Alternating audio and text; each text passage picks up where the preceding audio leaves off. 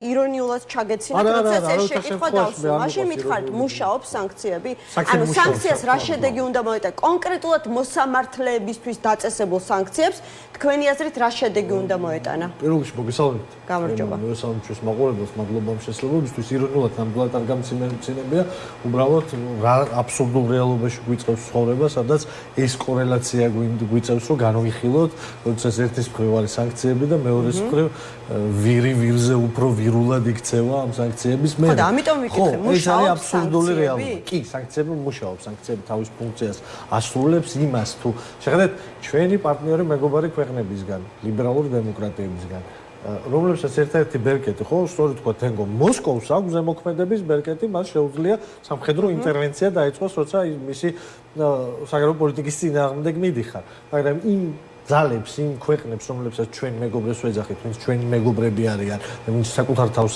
ასეთად თვლიან, ისინი დემოკრატიული ქვეყნები არიან და მათ ესმით, რომ სხვა ქვეყანაში მშვიდობიანად ზეგავლენა ვთქვათ ხელისუფლების პირებზე და რაღაცის მცდელობა, რომ ისინი აღარ მოიქცენ, როგორც იქცევიან, არის გარკვეული ფინანსური სამოგზაურო სანქციები. ეს ფინანსური და სამოგზაურო სანქციები ძალიან სწორად ტარგეტირებული იყო. ამაზე ხო ერთი და ორი ადამიანი არ მუშაობს, ამაზე ინსტიტუციები მუშაობენ, როგორც ევროპაში, ისე შეერთებულ შტატებში და ისე კონკრეტულ ქვეყნებში, რომელმაც ინდივიდუალური სანქციები მიიღეს. ეს სანქციები მუშაობს ის, რომ რეჟიმი პასუხობს იმით, მათ შორის იმ მეთოდით, რაც თქვენ ახსენეთ, ხო? არ ვიცი იმ კაცის სახელი და გვარი დღეს ბიჭების სასამართლოს ვინც ხელმძღვანელობდა. ხო, იმიტომ რომ ეხლა შეიცვალა მეორე სასამართლო პროცესი გამო. აი შეხედეთ, აქ ხო ის არ არის, რომ სანქცია, რადგან დასანქცირებული ეს გამოიყვანეს ფალავანად, არა. ერთ ნამუს გარეცხილზე უფრო ნამუს გარეცხილი არსება გამოიყვანეს, ის ვინც მათ ხო ჩვენზე კარგად იციან სისტემაში ვინ რაზეა წამსვლელი. ეს ტიპი ვინც ახლა სასამართლო პროცესს ხელმძღვანელობს, ეს ყველაფერზე წამსვლელი კაცი არის. შეიძლება ყველაფერზე წამსვლელი არ იყო ამის წინაც. ხო მურუსიძის საღოვრეშიც გარკვეული კლასიფიკაცია არსებობს ადამიანების, რომლებიც ყველაფერზე არ მიდის. ეს ფაქტია, რომ ყველაფერზე მიდის. მე არ ვიცი ვინ არის. მოსამართლე შვანგირაძე, კი ბატონო. ვინმე შვანგირაძე, ხო? ეს შვანგირაძე ბინძური კაცია. შეხედეთ ამ შვანგირაძემ დღეს დედების, ძმების ნახვა აუკრძალა. სასამართლო პროცესი კონსტიტუცია ის საწინააღმდეგოდ დახურა, ხო? ამ ხალხს სიტყვის უფლება აუკრძალა. ეს უბრალოდ ბინძური ადამიანია. ეს ქართული ოცნების sapasukho რეაქცია საერთაშორისო სანქციებზე, ანუ რაც უფრო გაფართოვდება საერთაშორისო სანქციები და მიდგომები უფრო გამკაცრდება, შესაბამისად გამკაცრდება sapasukho რეაქცია ხელისუფლებისგან და მოსამართლეებისგან, რომელიც პოლიტიკურ გადაწყვეტილებებს იღებენ, ანუ ეს მოლოდინი უნდა გქონდეს? ეს შიდა დანიშნულების პროდუქტია. ანუ სანქციებზე რო ვლაპარაკობთ, ხო? ეგ მთელი სახელისუფლებო ვერტიკალი რაღაცა ერთგვაროვანი ხო არ არის, განსხვავებული შრეებია, განსხვავებული ლოიალობით. როდესაც მურუსიძეს მოსამართლე სანქცირდება, იქ არ არის მოლოდინი, რომ მეორე დღეს ის გამოვა და იტყვის მე ცუცაკმეს ვაკეთებდი და ეხლა შეუერთდები პროტესტს. ეს მოლოდინი არ არსებობს. სანქციას აქვს მათ შორის ვერტიკალის ქვედა შრეებისთვის გამაფრთხილებელი ფუნქცია, რომ ბოლომდე არ ჩაყვეს და ყველა ადამიანი მურუსიძესავით და დასანქცირებული მოსამართლეებივით არ არის დავალებული რეჟიმისგან. ამიტომაც მნიშვნელოვანი და ის, რასაც სასამართლო აკეთებს, ეს არის სუფთა შიდა დანიშნულების პროდუქტი. ანუ რა გამოწვევების წინაშე დგას ქართული ოცნება უკვე ძალიან ბევრი თვეა, ანუ მთელი ზამთარი, ხო? ქვეყანაში არის პოლიტიკური კრიზისი, ყველა კვლევით ამ პოლიტიკურ კრიზისის შექმნაში ქართული ოცნების ამომრჩევლის დიდი ნაწილიც კი მას ადანაშაულებს, ანუ ბიძინა ივანიშვილს და ქართულ ოცნებას ადანაშაულებს პოლიტიკური კრიზისის შექმნაში და მას ჭირდება შექმნას რაღაც გარკვეული სტაბილურობის მითი და იმისათვის რომ ეს სტაბილურობის მითი შეიქმნას ქვეყანაში აუცილებელია ჩაკლას პროტესტი და აი ამ გზის სწორედ როდესაც სასამართლოში არ აძლევს შესაძლებლობას ისაუბროს საკუთარი პროცესუალური უფლებები დაიცვას და ასე შემდეგ უკვე პროცესი იწვევს, იმიტომ რომ დღესაც კი აი ამ სასამართლო პროცესზე უამრავი ადამიანი იყო. ნახეთ შეხედეთ როგორ არის მესმის და კიდევ უფრო მეტი გაღიზიანება გამოიწვია იმან რომ ნახევრად დახურული სასამართლო პროცესი ჩაატარა მოსამართლემ. თავისი ამოცანისთვის, ანუ თავისი მიზნის ხო არ მიუღწევი, ანუ პროტესტი უნდა გაფართოვდეს, რომ მივიდეს დემოკრატიულ ცვლილებამდე. იმისათვის რომ პროტესტი გაფართოვდეს მასში უნდა ჩაერთოს კიდევ უფრო მეტი ადამიანი, ვიდრე დღეის მდგომარეობით მონაწილეობს. და ამისთვის რა არის საჭირო, რომ კიდევ უფრო მეტი ადამიანი ჩაერთოს აი ამ პროცესში? ამისათვის ხელისუფლების გადასახედიდან, ანუ ქოცების გადასახედიდან არის აუცილებელი, რომ ეს რეპრესიული პოლიტიკა გაგრძელდეს რომ ვიღაცა მაგალითად გადაწყვიტოს პირობითად რომ მე შემექმნა უკვე ბევრი პრობლემა და მივდივარ ამ ქვეყნიდან. ან სახში დარჩეს. კი ბატონო. კარგი, თაზო, პროტესტი უნდა გაფართოვდეს და მაშინ მასში უფრო მეტი ადამიანი უნდა ჩაერთოს, ხო? ძნელი არ დაეთანხმოთ. მე მაინტერესებს ეს თუ იყო დღეს განხილვის ერთ-ერთი თემა სალომე ზურაბიშვილთან გამართულ საკოორდინაციო შეხვედრაზე. განაის რომ სურვილი და ხედვა მიზანი რომ ესე უნდა მოხდეს. არამედ აი რა შესაძლებლობები გვაქვს, რა საშუალებები შეიძლება ჩვენ გამოვიყენოთ, რომ გაფართოვდეს პროტესტი, მათ შორის ჩვენი, ანუ პოლიტიკური კოალიციების და სალომე ზურაბიშვილის ჩართულობით. კი ბატონო, მე არ ვიცი რა განიხილებოდა სალომე ზურაბიშვილთან შეხვედრაზე, მე იქ არ ყოფილვარ შესაბამისად ეგ ინფორმაცია. თქვენი წარმომადგენელი ხო? იგი ოღონდ რა ვიცი, არ მქონია ამაზე საუბარი არავისთან ბარდაში, არ ვიცი ჩვენგან იყო, მეგონი ბადრი იყო, მაგრამ არ მქონია ნამდვილად. შესაბამისად ვერ გეტყვით იქ ამაზე იმჟელეს თუ არა. მე ვიცი ერთი რამ, მოდით მე ვიტყვი პირველ რიგში პარტიების როლს როგორ ვხედავ აი ამ პროცესში. ერთი მნიშვნელოვანი ეტაპი ეს იყო აი ამ სივი და სუსხიანი ზამთრის გადაგორება იმით, რომ საპროტესტო კერა არ მომკვდარიყო. ეს უპრეცედენტო ამბავია საქართველოს პროტესტების ისტორიაში, რომელიც საკმაოდ მრავალფეროვანი, მდიდარი და ბევრი ისტორიის მქონეარი და ბევრ პროტესტს ითვლის, მაგრამ ასეთი ფორმის უწყვეტობა იმ ყველა კლიშეს გათვალისწინებით, რომ ეს კერა არ განელდა. მაგას არ მომავალ, მანდაც მივალ, მაგაზე გიპასუხებ აუცილებლად სიამოვნებით. რა თქმა უნდა, პარტიების დამსახურებაც არის ის, რომ კერა არ განელდა, ოღონდ ღმერთად ამთავროს იმ აზრისგან, რომ თქვა, რომ ეს პარტიების დამსახურებაა, მხოლოდ არა, ეს არის ბევრი შეუპოვარი ადამიანის, რომელიც იქ იდგა ყოველ დღეს, რაღაცა დღეს ცოტა ადამიანი, რაღაცა დღეს ბევრი ადამიანი, რაღაცა დღეებში, როდესაც ის ცოტა ადამიანი იქ იჩაგრებოდა, ამას მეტი ადამიანი მოყვებოდა. შემდეგ დღეს, ანუ ფაქტია, რომ ეს კერა არ მოკლა არც საცივმა, არ ვიცი, არც სუსხმა, არც სიცივემ, არც ჯარიმამ, არც დაშინებამ, არც ცემამ არ მოკლა, იმიტომ რომ ის მიზანი, რისთვისაც ეს პროტესტი არის, რომ ამ ქვეყანაში ახალი არჩევნები ჩაინიშნოს, რომ ეს ქვეყანა არ დარჩეს ევროპის მიღმა, არ იქნეს მოტოვებული ევროპული სიმციდან. ეს პროტესტი ამან შეინარჩუნა. ეხლა შეხედეთ, ჩვენ შევედით ახალ ფაზაში ამ პროტესტის, რომელიც არის აგრეთვე ისეთი ბუნებრივი და ტრადიციულად ფაზა გაზაფხულისა საქართველოში, როდესაც პროტესტები სიმძლავრეს იმატებენ ხოლმე. ერთის მხრივ ეს ბუნებრივი ამბავია, ეს ხდება, ემპირიული დაკვირვება დავარქვა თუ გინდათ მეცნიერულ ამ დროს პროტესტები მძვინვარებს. მეორე არის ჩვენ ვხედავთ, რომ ქართული ოცნების სისტემური შლა, მე ამას ეხლა რაც მათ ჭირს ვერ დავარქვებ სისტემურ ჩამოშლას, ჯერ ეს არ დამდგარა, მაგრამ ბევრი სიმპტომი აჩვენებს, რომ ისინი მყარად ორ ფეხზე ვერ დგარან. რაზეც ამბობდნენ მთელი თავის არჩევნო კამპანიის მე მყარად ორ ფეხზე ევროპისკენ ღირსებით წავიდა, რომ ვეღარ დგარან ამ ორ ფეხზე მყარად და ბევრი ბიძგები არის შესაბამისად ისინი ისეთ შეცდომებს უშვებენ, რომელიც პროტესტს ეხმარება იმაში, რომ ეს სიმძლავრი შეიძინოს. რა უნდა იქნა პოლიტიკურმა პარტიებმა? ერთადერთი რამ. პოლიტიკურმა პარტიებმა თავის ფუნქცია უნდა გაიხსენონ, ვისაც დაავიწყდა, გაითავისონ და ამ ფუნქციით იარონ. რას გულისხმობ? ანუ არიან ისეთი, ვისაც დაავიწყდა ეს შეიძლება ეგეთებიც იყვნენ, შეიძლება თუ არიან. არა, ამაზე არ დავკონკრეტები.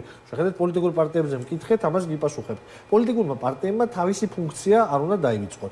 პოლიტიკური პარტიები არ არიან რაღაც სამეურნეო ორგანიზაციები, რომლებიც ლოჯისტიკის ხარდაჭერით უნდა იყვნენ დაკავებული 24 საათი. ეს აჩვენებს პოლიტიკურ პარტიებს და ცუდად მოქმედებს პოლიტიკურ პროცესზე. პარტიებმა უნდა მოიმხრონ ხარდამჭერები.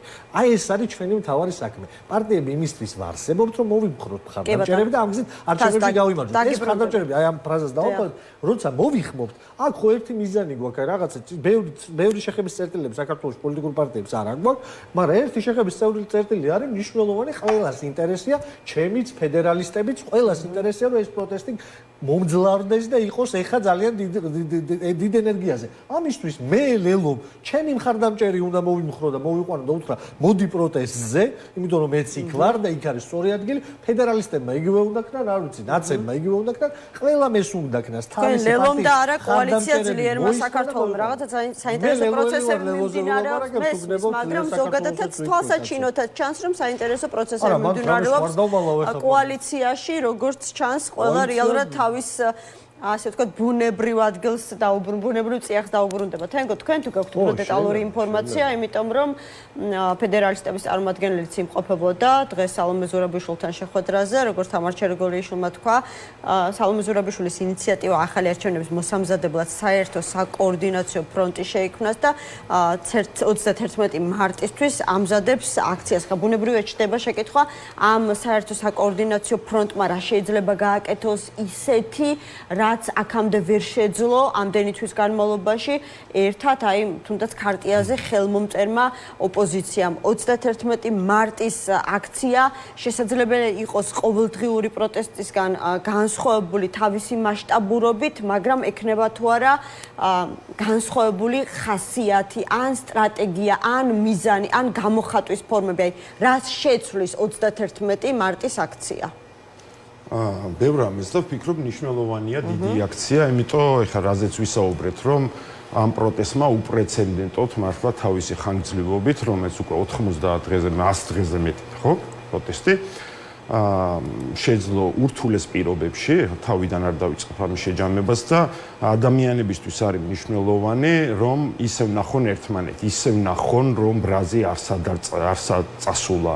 მიუხედავად იმისა, რომ შეიძლება ვიღაცა უფრო სწრაფ შედეგებს ელოდა, ეს ადამიანებიც გავამხნეოთ, შემოვიყვანოთ, ჩვენი იდეები გაუცვალოთ, მათ აზრი ვკითხოთ და ამიტომ იგივე მაგალითად რეჟიმისთვის და არა მხოლოდ ფუნქციონირებისთვის, ან მაღალჩინოსნებისთვის, არამედ იმ ადამიანებისთვისაც მნიშვნელოვანია, რომლებიც დღის მდგომარეობით ჯერ კიდევ რეჟიმის ვერტიკალში მსახურობენ. რომ მათაც ხომ აქვთ გათვლა ჩვეულებრივად, რომ მოდი რა ცოტა უნდა გავძლოთ და შემდეგ ეს კრიზისი მოგვარდება, ანუ ბიძინა დავყრით და კრიზისი მოაგვარებს და მათ შორის ჩვენ 31 მარტის აქციითაც აი ამ ადამიანებს უნდა ვაჩვენოთ, რომ ვერანაირი პოლიტიკურ კრიზისს ბიძინა ივანიშვილი ვერ მოაგვარებს. მისი დაპირების მიუხედავად ვერც ახალ ადმინისტრაციასთან შეძლო რაღაცის დაალაგება და კონგრესში მიმდინარეობს იმ ინიციატივის განხილვა, რომელიც წინა ადმინისტრაციის პირობებში დაიწყო, ხო? ესეც რაღაცის ნიშანია. და ამიტომ ეს ჩვენ ნელ-ნელა უნდა გამოვაცალოთ საყრდენი პარალელურ რეჟიმში უნდა შევძლოთ პროტესტის გაფართოება, სწორედ იმ მიზნით, რომ შემდეგ ნაბიჯს მხოლოდ მაშინ აკეთებ, ანუ მუჭით სახეში ადამიანს მაშინ უნდა დაარტყა, როდესაც მუჭია შეკრული, ხო? ხო, მაგრამ აქვს ოპოზიციას, ანუ ესეთი უკვე გაცვეთილი შეკითხვა არის, მაგრამ ჯერ კიდევ ოპოზიციამ აქტუალური. მხოლოდ აი ნახეთ, აი ხა საკოორდინაციო ის რო ეს ჭირდება საზოგადოების ხალხი რომ გამოიყვანოს ქუჩაში, იმიტომ რასაც ჩვენ ვხედავდით, იყო შემთხვევები, როცა თვითონ პროტესტით ანუ ოპოზიციამ ხარ უნდა გამოიყვანოს, დისტანცირებას. ოპოზიციამ უნდა გამოიყვანოს, ანუ ხაზო კონკრეტულად. ამბობდა, რომ ნახეთ, ფაზოს ის არ უთქვას, რომ ოპოზიციამ უნდა გააკეთოს ეს აქციაო. არა, მხარდამჭერები უნდა გამოიყვანოს. ჩვენ ხო ყოველ აქციაზე ფედერალისტების მხარდაჭერას ვესაუბრებით ეს ადამიანები გამოდიან. იგივე უნდა გააკეთოს ყველა პოლიტიკურმა პარტიამ და ეს არ უნდა იყოს რაღაც, რომ ოპოზიციამ ეს უნდა მოაგვაროს. არა, ლელომ თავის საქმე უნდა გააკეთოს, ფედერალისტებმა თავის საქმე უნდა გააკეთოს, კახარიას პარტიამ თავის საქმე უნდა გააკეთოს. მაქსიმალურად რაც მის რესურსებში და დანარჩენი არის თვითნაბადი პროცესი. ჩვენ თუ ამას ხელს შევუწყობთ, მათ შორის ინფორმაციის გავრცელებით. კოორდინაციაში რაშია თუ კი აი ბევრი აი კოორდინაცია ესეც ცოტა არ იყოს არასწორი მოლოდინების პროდუქტი მგონია ეს რაღაც საკოორდინაციო ფრონტი. საზოგადოებაში ხო არსებობს რაღაც საკვეთა? ვინქმნის პოლიტიკოსები? არა, საზოგადოებაში ხომ არა, სალომე ზურაბიშვილიც რეაგირებს ჩემი გადასახედიდან აი იმ დაკვეთაზე, რაც საზოგადოების ნაწილში არსებობს.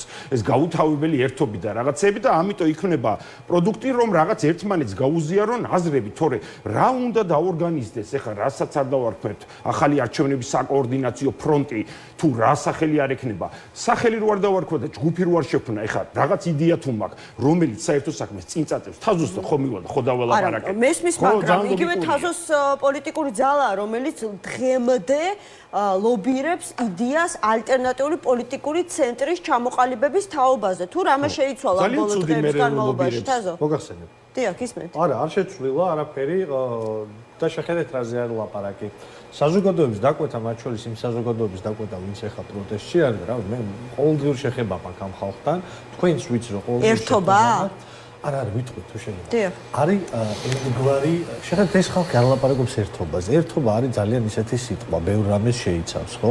აგერ ნაციონალურ მოძრაობას საარჩევნო კამპანიის დროს ერქვა საერთოდ ერთობა. ანუ ბევრი რამე შეიძლება ამის ქვეშ გააერთიანოს. ჩვენ პირველივე დღიდან იგივეს ვამბობ და ახლაც ამას. რა დაკვეთა ახლა? თქვენს მხარდამჭერებში კი მითხარი. ვცდილობ. შეხედეთ ეს დაკვეთა არის რომ პოლიტიკურმა ძალებმა როცა ჩვენს მოპირდაპირე მხარეს ვისაც უპირისპირდები ეს არის რუსეთის მიერ ზურგ გამაგრებული ყველაფრის მკადრებელი არავითარი პოლიტიკური მორალის არ მქონე პოლიტიკური ძალა რომელიც ეხა ავტოკრატიული მეთოდებით, დიქტატორული მეთოდებით ხელისუფლების გამყარების კონსოლიდაციის პროცესშია, აქედან დაპირისპირება ამ ძალასთან უნდა მოხდეს ერთიანი გარკვეული ფრონტით. ეს არ ნიშნავს პოლიტიკური გემოვნების გაერთიანებას, ეს არ ნიშნავს რაღაც merger acquisition-ებს, ეს არ ნიშნავს ვიღაცამ თქვას თავის იდენტობაზე უარი. ჩვენ გვაქვს სეგმენტირებული პოლიტიკური ველი, სადაც თითქმის თანაბარი პოლიტიკური წონა გვაქვს იმ პარტიებს, მაგალითად, რომელთაც ბარიერი გადალახა. ვერ დაარწმუნეთ. მოდიში დავასრულებ თუ შეიძლება გაიგებთ ისეთ თქმაც მინდა. მე კი გავიგებ. ჩვენი მიზანი არ არის, არა იმე. შეხედეთ, არ არის მანდარი ფუნდამენტური შესწავლა. ჩვენი მიზანი არ არის ვინმეს დარწმუნება. თენგო ფედერალისტი იმიტომ არის, რომ ლელოს ლიდერი მამუკა ხაზარაძე რაღაცას ალტერნატიულ პოლიტიკურ ცენტრში მაშინ მითხარით ხედავთ, თუ მარტო საკუთარ თავს ხედავთ ან საკუთარ კოალიციას. შეხედეთ, აზრ თუ არ დავამთავრე, მართლა ვერ გაგიგებთ. მაგრამ იგივე წრეზე მყიავთ ეს ყველაფერი ბევრჯერ არაფერი არ მithქვას, რის თვალსაზრისით ეხა. ვაპირებ შეხედეთ, მე ის არ მithქვებს თქვენთვის არა. უნდა კონდეს აი ამ ალტერნატიულ პოლიტიკურ დედასფიცავარ არასდროს არ მithქვამს ეს. მაგრამ სხვა ეთერში გითქვამთ, თქვენს კოლეგებს ვთქვამთ. არა შეხედეთ როგორ არის ხა რა უცე არ მაგ ჩემი ნათქვამი სიტყვების ციტირების უნარი არ გამაჩნია მართლა ანუ ვერ გეტყვით რა მithქვამს გუშინ მაგრამ დღეს შუა დღეს საქმესთან კარგი მაშინ უბრალოდ გთხოვთ რომ საქმესთან ახლოს საქმეზე ვლაპარაკობ მაგრამ ხო რაღაცა ხო შეიძლება როგორ ვისხედავ გარკვეული რიტორიკული სლენგი გამოვიყენო იმისთვის რომ ჩემი აზრი გაგიზიაროს ვცდილობ დამატებითი შეკითხვები დავსვა იმისათვის რომ უფრო კონკრეტული პასუხი მივიღო მესმის თაზო სხვაგან არ მიმყავხართ აქვე ვტრიალებთ საქმის გარშემო ვის ხედავთ აი ამ ალტერნატიულ პოლიტიკურ ცენტრში თქვენს გარდა კიდევ ფედერალისტებს ხედავთ ჩვენი მიზანი არის რომ როგორც პოლიტიკურმა პარტიამ ერთ-ერთ შემოთავაზებად შემოვიტანოთ ჩვენი ხედვა თუ პოლიტიკურად ამ პოლიტიკური კრიზისის გადაჭრა პოლიტიკური გზით როგორ უნდა მოხდეს და ამ გზაზე რა ფორმით უნდა ვიაროთ. ჩვენი შემოთავაზება თავიდანვეც ეს იყო და ახლაც ეს არის რომ პოლიტიკური ძალები საქართველოს ლეგიტიმურად არჩეულ პრეზიდენტთან ერთად საერთო სივრცეში დაჯდნენ წინაპირობების გარეშე დაიწყონ ლაპარაკი. თავარი პრობლემა და კარგია ის რაც ხდება პრეზიდენტთან, აი ამ კოორდინაციას ხედავთ, ანუ რაღაც სივრცეში, სადაც პოლიტიკურ ძალებს თანაბარი უფლებები აქვთ და ერთმანეთთან აზრთა ჭიდილის გზით პოულობენ გამოსავლებს. ეს არის ახლა მთავარი. ამ სივრცის შექმნა არის ჩვენთვის მნიშვნელოვანი. ამ სივრცეში რომ დაიბადოს ის გეგმები, მიზნები, იდეები, რომლითაც მივალთ ახალ არჩევნებამდე. ჩვენ ამას ვამბობთ, რომ ვიღაცას ლელომ კი არ მოახვიოს თავს ძლიერმა საქართველოს ის როგორ უნდა მოიქცეს. არამედ მოდი დავჯდეთ მაგიდასთან. ჩვენი კოლეგები მაგალითად გიორგი ვაშაძესავით მე არ მიმაჩნია ეგ სწორი, რომ მე გვერდზე გადავდო ჩემი ყველაფერი. თქვა რომ არავითარი წყენა არ მაქვს აღარავისთან. ყველა ჩემ პოლიტიკურ გემოვნებაში ჯდება, ნაციც, გახარიაც, ვის გამოც, ვის წინააღმდეგაც მე პოლიტიკაში პირადად თაზო დათუნაშვილი წავედი. არ გამოიგებო, მაგის არ არის. მინდა რომ ისეთი სივრცე შეიქმნას. იმის ანალოგი რა იცი? ძალები საზოგადოების დაკვეთა შეასრულებენ. არის ასეთი საკოორდინაციო საბჭო, რომელიც საკოორდინაციო საბჭო ერთ-ერთი მნიშვნელოვანი საფეხური ამ გზაზე, მაგრამ მგონია რომ ეს ფორმატი უფრო მჭიდრო უნდა იყოს, უფრო ხშირი უნდა იყოს და ამ ფორმატში თქვენ არ მეპასუხეთ ფედერალისტებს ხედავთ თუ არ მაინტერესებს მათგან მე ვხედავ ფედერალისტებს, ხელსამოქალაქო საზოგადოებას, მე ვხედავ ყველა პოლიტიკურ ძალას, ვისაც კონტრიბუცია შეიძლება შემოიტანოს ამ პროცესში. ფედერალისტებს მნიშვნელოვანი კონტრიბუცია შემოგვთ თავის კრეატივით, ხშირად ამ აქციებში და რა თქმა უნდა ისინიც უნდა იყვნენ. ის პოლიტიკური ძალები, ვინც გაყალბებული არჩევნების პირობებში გადალახეს ბარიერი. ის სამოქალაქო საზოგადოება, რომელიც ამ ქვეყანაში ჩამოყალიბდა და ინსტიტუციონალური არის. ყველას ვეძახით, შეხედეთ, ჩვენი შემოთავაზება ყველასთვის. ის თუ ვინ შეისმენს ამას, ვინ ამას გააკრიტიკებს რაღაცა ფორმით, ვინ იღადავებს ამაზე, ვის გაეცინება, ვის ეს ხო ჩემი საქმე არ არის. ეს თემა ჩვენი მხრიდან მიყვებით ამ აზრს, იმიტომ გონია რომ აქ არის გამოსავალი.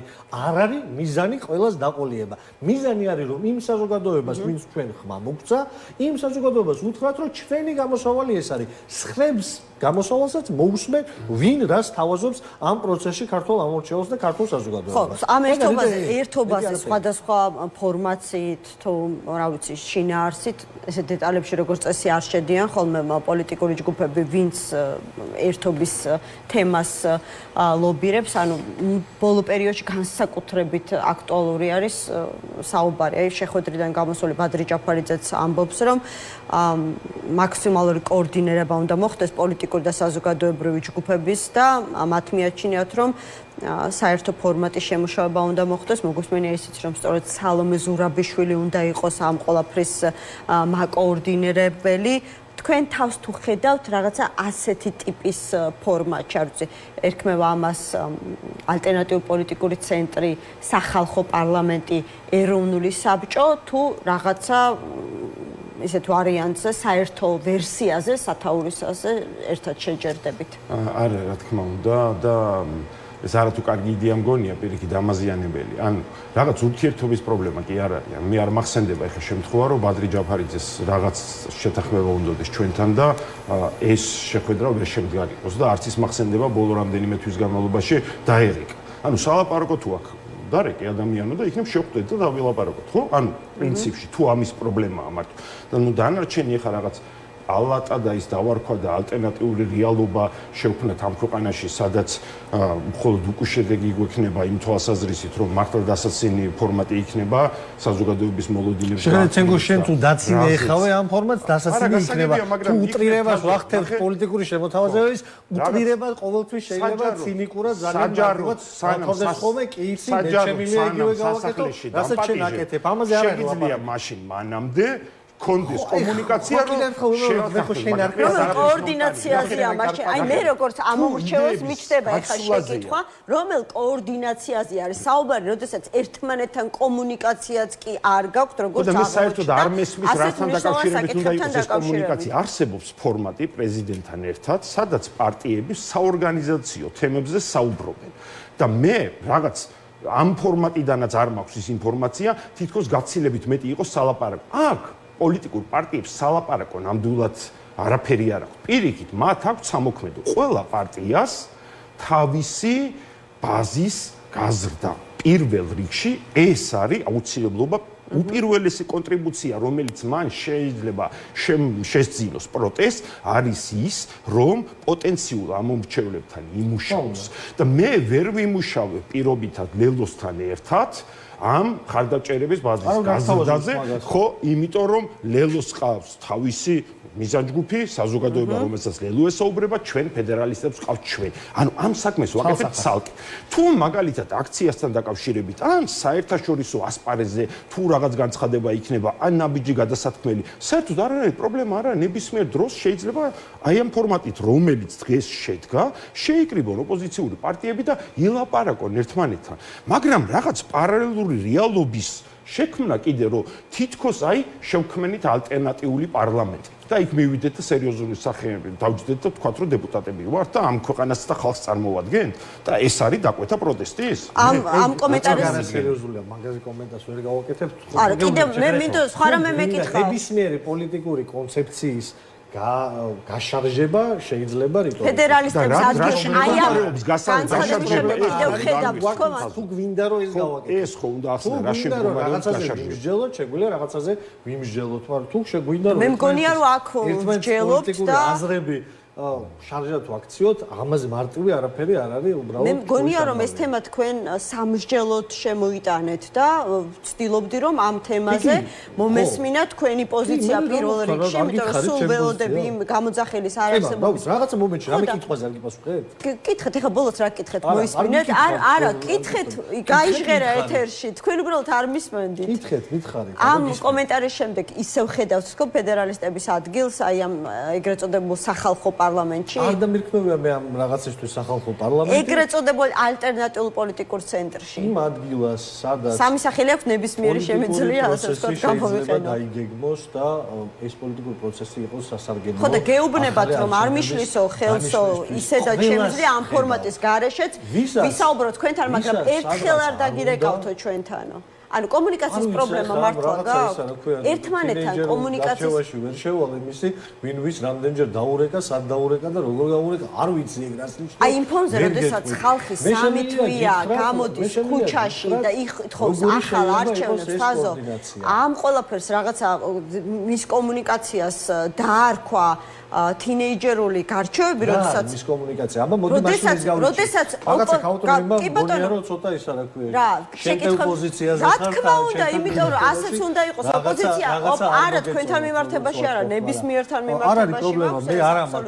მე თქვენი როლი კარგად მესმის, სწორია, გასაგებია, ოღონდ მოდი კითხვა დამიშვით, რომ ამაზე გიპასუხოთ. მე მგონი რაც საუბრობთ, მას შემდეგ აბსოლუტურად ხო, სულ შეკითხვებს swam ეხლა. არა, ვერ გავიგე უბრალოდ რა ვკითხეთ, მითხარით რომ უხერხულია რაღაცას ის უწოდა, რაც უწოდეო და გავიგე, გეუხერხულებად მესმის, კითხვა რა არის? თინეიჯერული გარჩევა. კი ბატონო, კითხვა რა არის? უჭირს თუ არა ოპოზიციას ერთმანეთთან ჯანსაღი ეფექტური კომუნიკაცია. რა არის მე ამის მიზეზი აგვიხსენით ხალხო ადამიანები ქუჩაში გამოდიან 3 თვეა 3 თვეა დღე არ ჩაუგდიათ და აქციებზე დგანან. ება, შეგადეთ მე მეშხუბებით თემაზე არასწორი მიმართულებით. ხო, კი ბატონო, არ არის პრობლემა, კაცო, მე ჩემს პოზიციას. ის სადაც რაღაცა გვიჭირს. პრობლემა ის კი არ არის, რომ ვიღაცამ შესაძლებელია, არ ვიცი, თქვენთვის მიუღებთ, თქვენი შეფასებით არასწორი აქცენტი დასვას. პრობლემა ის არის, რომ დღემდე არსებობს თემები, მათ შორის ოპოზიციაში, რომელიც არის ტაბუდადებული და რომელზეც საჯაროდ ლაპარაკი და მსჯელობა არ შეიძლება. აგერ არის ბატონო სივრცე, რამდენი ხანია ორი სტუმარი ერთად არ მოყოლია. ამ პრობლემები არ არის პრობლემა. ან შეიძლება ამ ქვეყანაში არსებობდეს 20 ოპოზიციური პარტია და მათ ერთმანეთი არ უყვარდეთ და არავის აქვს იმის მოლოდინი, რომ მათ ერთმანეთი კომუნიკაციაზე საზოგადოება ჭირდება პასუხები. აი პროტესტის გაფართოებაზე როცა ვსაუბრობთ, საზოგადოება ჭირდება პასუხები, მაგალითად ისეთ თემებთან დაკავშირებით, რაც შეეხება მომავალს. ხო და გაიხსნას მაშინ ტელევიზიები. კი ბატონო, ღია ტელევიზია თამარ ჩერგოლეიშვილისგან მომისმენი აი ამ სკამზე იჯდა და ამბობდა რომ მაშინ გაიხსნას ტელევიზია. კი ბატონო, კონკრეტულ თემაზე გავხსნათ დებატები, დისკუსია სხვა.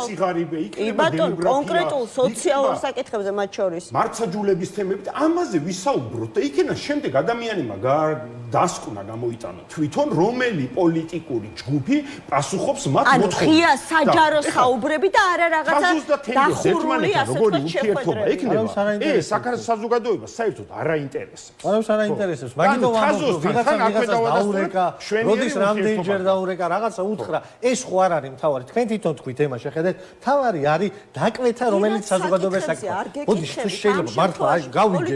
ეს ხო იმიტომ რაღაცა უბრალოდ გითხარით რაღაცა და ხო შეიძლება რომ მე გავაგრძელო ხოლმე რაღაცა სამი სიტყვის იქით წინადადება გავაგრძელო ხოლმე. არ მინდა ხა ვიღაცა მიფიქროს რომ მე თქვენ რაღაცა პირად კომუნიკაციაზე ვსაუბრობ ამ შემთხვევაში.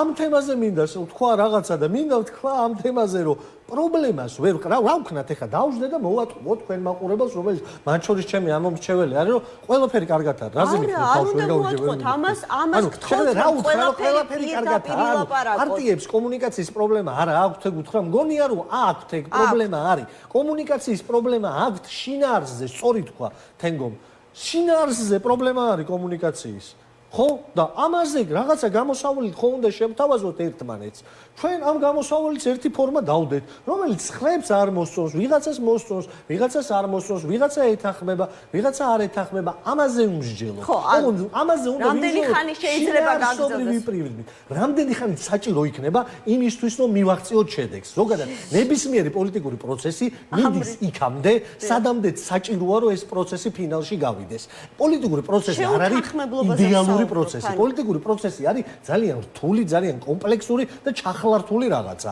და არ არის ესეთი მარტივი, რომ რამდენი ხანი შეიძლება გაგრძელდეს, არ ვიცი. ვერ გეტყვით. ეხლა რო გითხრათ, რომ 3 თვე შეიძლება კიდე გაგრძელდეს, ხო არ დამიჯერებთ, ხო არა სერიოზული იქნება ჩემგან, რომ 3 თვეში დამთავრდება ვეგითხრა. რა, იმიტომ რომ მე ახლა ვიკითხე კონკრეტულად დისკუსიის ფორმატზე. ანუ დისკუსიის ფორმატზე შეთანხმება, რომ ოპოზიციური ძალები დასხდნენ და ერთმანეთთან იმსჯელონ და იკამათონ კონკრეტულ თემებზე. ამაზე შეთანხმება რამდენი ხან შეიძლება.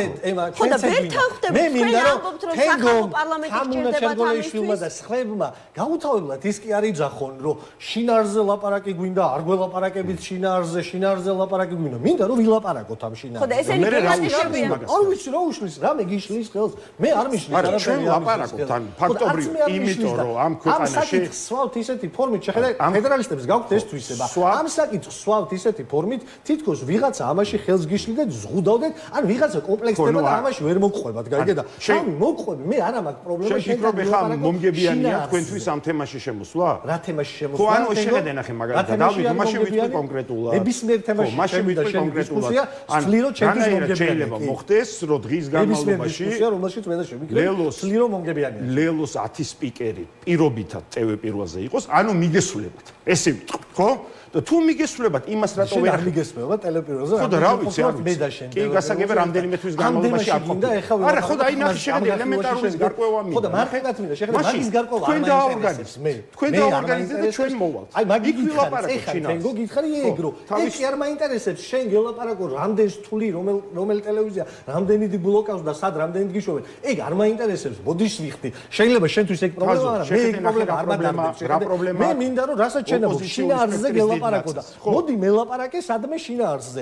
იმაზე კი არ მელაპარაკო, TV პირველი რამდენი დოზით გონია რომ ბლოკავს და ფორმულა რამდენი ხანი არ გეძახი. და მედიაციის გახსნას მე მინდა რომ მართლმსაჯულებაზე მელაპარაკე. მე ხო თქვენი შინაარსი მე ვაკვირდები, მაგრამ მე მინდა რომ შენ და მე რომ შინაარსზე ვილაპარაკეთ ადამიანებმა ნახოს.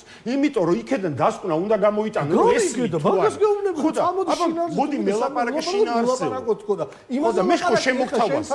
მე ხო შემოგთავაზე. რატო შინაარსზე ვილაპარაკე? ბლოკავს. ეგ ხომ არ მაინტერესებს. ეგ ხო შინაარსი არ არის. ეგ ხო გასაგებია, მაშინ შენ არ აღიარებ თავარ საჭიროებას. მე არ მაინტერესებს ისე შენ არ გაინტერესებს. მე და შენ მარტო დავძე და ვილაპარაკოთ შინაარსზე. მე შენი გადარწმუნება ხო არაფერს არ ვილაპარაკოთ შინაარსზე და არა იმაზე, აი ხა რაზეც მელაპარაკები, რომ ტელეპიროში გონია რომ ჩემი 10 სპიკერს პოლიტიკური ძალები მათ ოპოზიციური ამ შემთხვევაში ხაზგასმით პირობას მაძლევთ რომ როდესაც მოგიწევთ შინაარსობრივ დებატებზე მიიღებთ მონაწილეობას, იმიტომ რომ არა თუ დებატები ბოლო პერიოდში, იმიტომ რომ ხო ხედავთ რომ კვირაში 3 დღე ესეთ რამეზე თქვენ პირადად არა, მაგრამ თქვენ ხომ არ წყვეთ პერსონალურად ვინ მოვა კონკრეტულ ეთერში და ვისთან დაჯდება თქვენ ამ შემთხვევაში ხართ გამონაკლისი როგორც ჩანს, იმიტომ რომ არა თუ სტუმრების შერჩევა ხდება, ვისთან დასხდებიან სტუდიაში ერთად, არამედ ტენდენცია ასეთი, რომ უკვე პოლიტიკური ლიდერები თავს არიდებენ, არ ვიცი, ჩემთან გადაცემაში სტუმრობას თქვენ არ გეხებათ ეს. თქვენ დაასახელეთ, ვინც შემდეგ თავს არიდებს, უბრალოდ თქვით გადაცემაში, პალიტრას გვერდით დაიდოს. მე და თემიკისაზე ხო არ ვარიდებ მაგას თავს და დაგვიძახით. ხო, მაგრამ თქვენ და თემიკისაზე ხომ არ მოგიყვანთ ყოველდღიურად სხვადასხვა თემას. არა, ვიღაცებს ხო დაშინოს ხვები ბევრი არიან ეგეთი. რამდენი ყავთ პარტიაში? რა, რამდენი ვინ? პოლიტიკური ლიდერი, პოლიტიკური სპიკერი, ბევრი ხო? ისე წეღარ მითხარით, არაფერია გამორიცხულიო და ველოდოთ კოალიცია ძლიერი საქართველოს დაშლას? რატომ პარტიებად. იმიტომ რომ ხედავთ ეგრე თავისუფლების მოედანმა პოლიტიკური პარტიის დააფუძნა ხა ამ კიდე რამდენიმე კატაკლიზმებს არა, მანამდეც იყო ხა გარკვეული რაც გაიჭრები ანადოლიძესთან დაკავშირებით მოარული ხმები. ანადოლიძესთან მოარული ხმები გუშინ მოვისმინე ქართული ოცნების სუსის მიერ ხელფასის გადახდელი ეგრეთ წოდებული ქართულმა ოცნებამ ისიც თქვა რომ თქვენს ლიდერებს ბიუჯეტის სასარგებლოდ 650,000 ლარი გადაუხდიათ. აუხსნათ რა. არა, ისე არ უნდა ნიშნავს ეგ არ არის გადახდა ბიუჯეტში, ეს არის მოსაკრებელი არბიტრაჟის სასამართლოში, რომელიც წინარე კონტრაქტითაც უკვე ასაზღვრული იყო, ვინ რამდენს გადაიხადა. ანუ ეს არის მხოლოდ მოსაკრებელი და არა ის თანხა, რომელიც საარბიტრაჟო სასამართლომ დაავალდებულა სახელმწიფოს სასარგებლოდ, ხო? წარმოებაში არ მიიღო და არაფერი არ დაუვალებია არც ერთი მხარისთვის. საარბიტრაჟო სასამართლომ თქვა, რომ ხელისუფლების ბრალეულობა დაინახა, მაგრამ მათ შორის დაინახა ისიც, რომ კონსორციუმი ამ ქვეყანაში, ამ ვითარებაში, ამ ხელისუფლებისგან არ უნდა ელოდებოდეს რაიმე სიკეთეს და იცოდა რისთანაც ჰქონდა შეხება და არ უნდა ქონოდა მოლოდინი, რომ ეს ხელისუფლება რამე პოზიტიურს გააკეთებდა ამ საქმის. სინამდვილეში მოკლედ და აი ესეთ სახალხო ენაზე რა გადაწყვეტილება მიიღო არბიტრაჟმა, არის აი ეს. ეხლა ქართულოსმა ამასაც ამბობს, იმასაც ამბობს, რომ ანადოლიძეს რა ვიცი, სალომე სამადაშვილმა ხელი დაარტყა და შუაში საბად ბოლბოაძე ჩადგა. გავდიხარ. ამაზე ანუ იტყუება პაპუაშვილი, როდესაც ამბობს, რომ ბიუჯეტში ჩარიცხესო თანხა. სიმართლის არასდროს არის ეს. პაპუაშვილი არის რუსეთის დავალებების მიმღები ერთ-ერთი უბინძურესი პერსონაჟი ქართული პოლიტიკის. მადლობა. გადაწყვეტილების გასაჯაროება შეიძლება დახმარებოდა მაგალითად იმას, რომ რისი გადაწყვეტილების გასაჯაროება? არბიტრაჟის გადაწყვეტილება. არბიტრაჟის გადაწყვეტილება შენ თენ გხო ძალიან კარგად გესმის, რომ მე წარმოვადგენ პოლიტიკურ პარტიას და მე ვერ ავიღებ ეხა პასუხისმგებლობას იმაზე ანეკლიის კონსორციუმი რას გაასაჯაროებს და რას არა. მეც გეთანხმები, რომ გარკვეულწილად მეტი ინფორმაციის გარეთ ოფიციალურად მაგრამ ეს ხომ პოლიტიკური საკითხის რანგში არის აყვანილი ზოგადად ეს თემა და დავაც. სხვათა შორის არც მარტო კონსორციუმის, იმიტომ რომ არბიტრაჟზე, როგორც ვიცი, მხარეების შეთანხმება იყო, რომ გასაჯაროება არ მომხდარიყო. მადლობა. შემთხვევაშია შეთანხმება, თუ ერთი მხარე რაღაც სხვას სამართლებრივი შეთანხმება არის საკითხია ორი მხარის შორის. ორი მხარის შორის შეთანხმება. ამ ორი მხარიდან მე ხო არც ერთს არ წარმოვადგენ, ხო? შენც და მეც ახლა შეგვიძლია კომენტირება. მინდა სამართლებრივ დავაზებს საუბრობ. თუ ერთი მხარე, მაგალითად, ამ შემთხვევაში ქართული ოცნება, ხო? კონსორციუმს აბრალებს, არასწორ ინფორმაციას ასაჯაროებს, მაშინ მეორე მხარეს, რომელსაც არ გასაჯაროებაზე ხელი აქვს მოწელი, რა თქმა უნდა, აქვს შესაძლებლობა დაიცვას თავი. კი ბატონო, და თუ თვლი რომ ეგ არის სწორი გამოსავალი, შეიძლება მოუწოდო კონსორციუმის დღევანდელ ხელმძღვანელობას, რომ ეგ გააკეთოს. მადლობა. ეგ ჩემთან არ მოემართება. მადლობა, მე მგონი ძალიან საინტერესო ეთერი გამოგვივიდა.